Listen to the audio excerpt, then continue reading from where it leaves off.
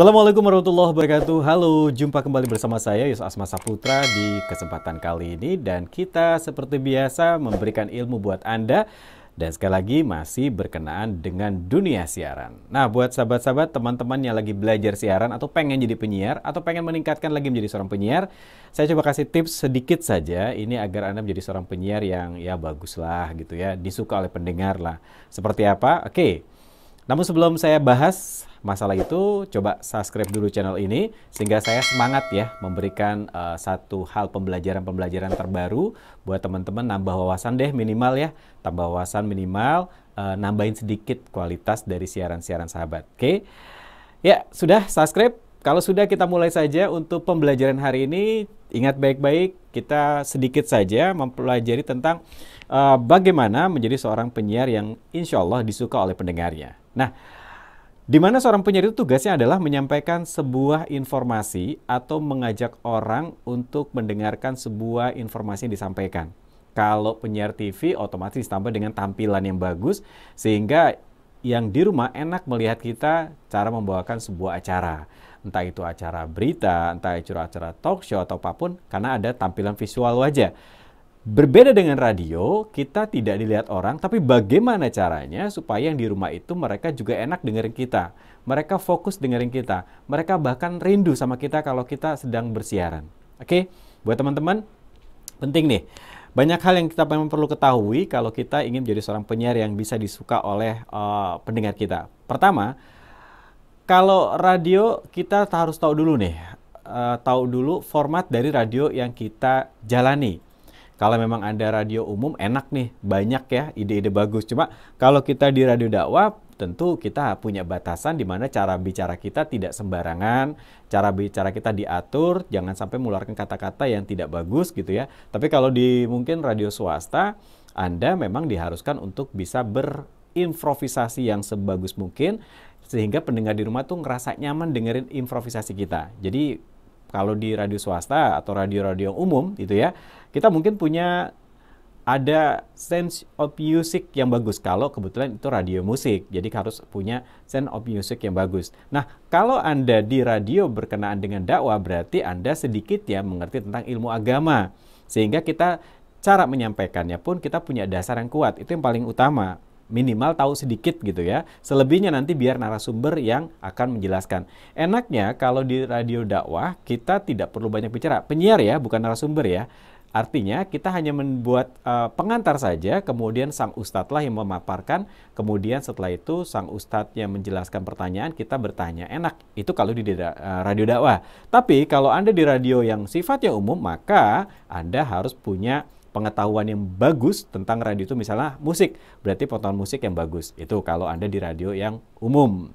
Kemudian juga, di samping itu juga, banyak hal yang membuat mereka senang, kita relax. Ada canda-canda di sana. Kalau radio umum, Anda bisa membuat candaan-candaan yang segar, sehingga pendengar Anda menjadi lebih suka.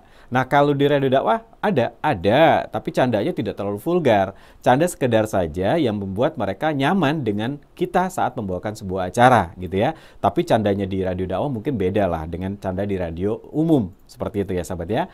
Kemudian juga yang paling enak lagi, yang harus bisa Anda olah lagi adalah Anda harus bisa menyampaikan dengan bahasa tutur. Nggak kaku lah gitu kira-kira. Nah, ini penting sahabat, jadi menyampaikan jangan secara kaku-kaku banget. Walaupun radio dakwah kita membuat luas seluas mungkin sehingga yang dengar di rumah tuh jadi enak. Jadi buatlah bahasa tutur ya. Jadi bahasa tulisan tapi menyampaikannya dengan seperti bahasa tutur. Seperti ngobrol biasa. Nah, ini enak nih. Jadi jangan kaku sekali. Sahabat, saat sekarang kita akan bersama dengan Ustadz ini. Wah, jangan. Santai saja membuat bahasa tutur. Baik sahabat, kita saat ini akan berbincang dengan Ustadz atau narasumber kita yang akan membahas tentang sholat. Nah, enak gitu, jangan kaku. Nggak enak didengarnya. Sehingga di rumah nggak nyaman gitu ya. Kemudian juga teman-teman harus tadi bahasa tutur, kalimatnya singkat padat. Jangan banyak bertele-tele karena kita bukan narasumber. Sekali lagi kita penyiar, bukan narasumber.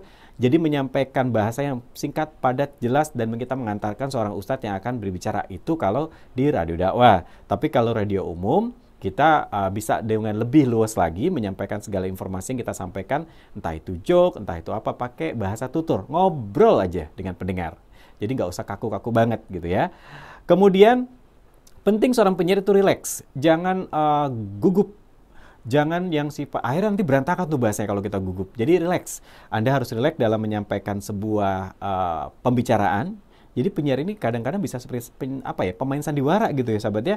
Dia bisa menghadapi tantangan apapun ya, yang bisa sampai ke pendengar, sulit apapun sampai informasi ke pendengar, jadi dibuat rileks. Rileks itu bisa nanti dengan kondisi tubuh, posisi tubuh yang nyaman, kemudian pola pikir kita juga nggak stres gitu. Jadi rileks kita dalam berbicara, sehingga nanti pendengar di rumah juga akan senang apa yang kita sampaikan. Nah, gitu ya. Nah, untuk rileks ini juga berhubungan dengan cara mengatur napas, nggak terburu-buru, tapi santai gitu ya. Kalau Anda seperti di radio dakwah lebih enak lagi tuh. Tenang, karena bawaannya tenang. Baik, sahabat Anda yang ada di rumah, saat ini kita akan bahas mengenai sebuah kajian bersama narasumber kita, Ustadz A, yang akan membahas tentang sholat. Nah, untuk itu sahabat, nah jadi enak tuh. Tenang saja, santai aja, nggak terlalu kaku. Tapi kalau radio yang umum, apalagi anak muda, energik banget tuh. Jadi kita harus bisa membuat suasana yang enak. Oke, Indonesiana, selamat malam semuanya. Duh, bahagia banget ya kalau malam ini saya bisa temani kamu semuanya. Terus temeninnya pokoknya asik ya, sambil dengerin musik, masih seperti itu. Jadi lebih rileks aja diajak ngobrol gitu ya sahabat ya. Itu untuk Anda yang mau coba menjadi penyiar dan pendengarnya jadi senang dengan apa yang Anda sampaikan. Oke? Dan yang paling penting, visualisasi. Seorang penyiar harus bisa bervisualisasi, membayangkan kalau pendengar itu lagi ngapain ya, lagi dengerinnya posisi apa ya, sehingga kita bervisualisasi, sehingga yang mendengarkan kita di rumah itu enak aja. Kok penyiar ini tahu ya kalau saya tuh lagi begini, lagi dengerinnya sambil begini, atau lagi ada suasana seperti ini. Jadi kita membuat visualisasi, karena kita bahasanya kan yang didengar aja nih, nggak dilihat muka kita, sehingga kita harus bisa bervisualisasi, sehingga dengan visualisasi ini menghadirkan bayangan pendengar tuh sama, satu frekuensi dengan kita. Bisa bervisualisasi. Seakan-akan kita itu dekat dengan mereka. Ngobrolnya itu bukan dengan teks tulisan, tapi kita ngobrol dekat dengan pendengar kita. Yang di rumah tuh seakan-akan diajak bicara. Wah, kita jadi bervisualisasi. Bagaimana caranya? Kalau saya dulu diajarin, kamu seakan-akan jangan didengar oleh banyak orang. Kamu seakan-akan didengar oleh satu orang. Nah, satu orang itu diajak dialog. Itu kena tuh sahabat tuh. Jadi kita ngomongnya itu bukan didengar oleh ribuan orang, tapi seakan-akan kita ngomong dengan satu orang dengan bahasa yang begitu nyampe ke mereka. Nah, ini sehingga insya Allah kita bakal disuka tuh kalau kayak gitu. Jadi pendengar nggak ngerasa bosan dengan apa yang kita bicarakan. Oke, itu dia sih ya sedikit tentang Anda yang ingin jadi seorang penyiar dan Anda bisa diterima oleh mereka. Dan satu hal, konsentrasi ya. Jadi dalam menyampaikan sebuah acara juga konsentrasi. Per segmennya konsentrasi. Jadi tidak ada pengulangan-pengulangan yang tidak dibahas lagi. Jadi kamu konsentrasi juga, atau Anda konsentrasi juga di saat kita membawakan sebuah acara. Oke, jadi sekali lagi buat teman-teman yang sedang berkiprah dalam dunia siaran, itu dia beberapa hal yang harus kita ketahui, baik itu di siaran dakwah atau juga siaran-siaran umum. Kreatif terus deh ya, mudah-mudahan ini bisa menjadi gambaran buat teman-teman semuanya, bisa menjadikan atau meningkatkan diri Anda lebih baik dalam bersiaran. Oke, lain waktu kita jumpa lagi dengan tips-tips lain untuk belajar menjadi seorang penyiar.